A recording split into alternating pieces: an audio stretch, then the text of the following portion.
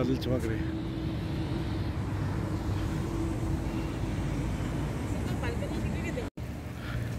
इस वक्त हम वॉक के लिए निकले थे और वॉक के दौरान ही बादल गरजना शुरू हुए और अभी इससे पहले बादल गरजते रहे और अभी हम वॉक के वापसी पे हैं घर की तरफ। और बारिश जो है रहमत की बारिश का आगाज़ हो गया।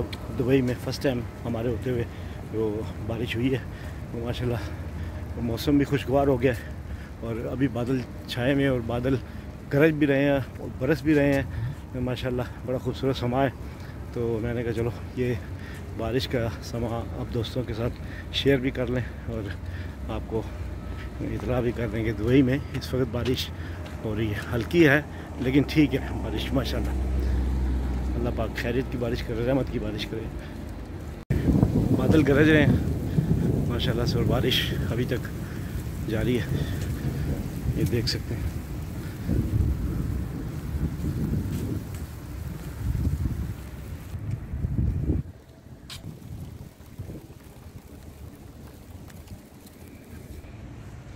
ये सड़कें जो है ना वो बारिश से बेहतरीन मंजर पेश कर रही हैं।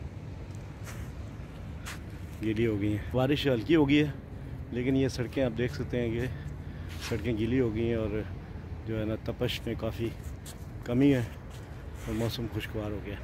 दुबई में आज रहमत की बारिश हुई।